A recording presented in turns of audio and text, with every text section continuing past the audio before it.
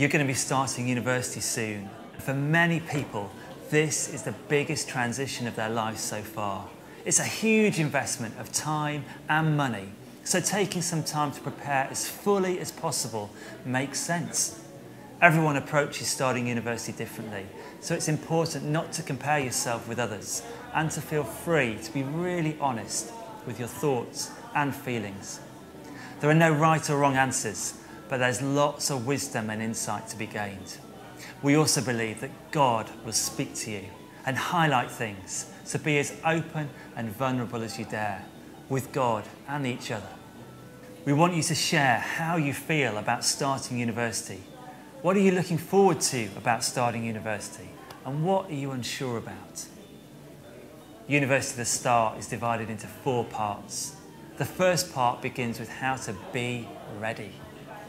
Great adventures demand thorough preparation, and for most people, starting university for the first time marks the beginning of a great adventure. Adventures are full of challenges and opportunities, and it's time to get ready. It's a fantastic time in history to go to university. It's fun, it's frantic, and it's full to the brim with possibilities.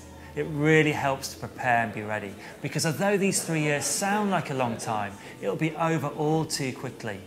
You'll probably only get one shot at it, so you want to make the most of it. The second part asks the question, what does it mean to be yourself? Romans 12:2 says, don't copy the behaviours and customs of this world, but let God transform you into a new person by changing the way you think. Then you'll learn to know God's will for you, which is good and pleasing and perfect. So one of the most important questions you should ask before you start university is, who am I going to be? Going away to university provides a great opportunity to get to know people, free from the preconceptions you may have carried since playgroup. You can ditch that nickname attributed in Year 6 after the unfortunate incident with the marker pen, and no one knows which social group you belong to at school. It's a fresh start.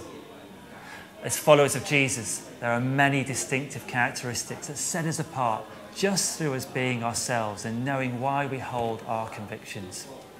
What things do you want to hold on to as you go to university? What might you want to leave behind? And what does it mean for you to be yourself? The third part reimagines what it is to be church. Church works best when we recognise we don't go to church, we are the church. The Apostle Paul describes us as a body where we all have a part to play. Finding a local church community at university that is right for you is a #1 priority.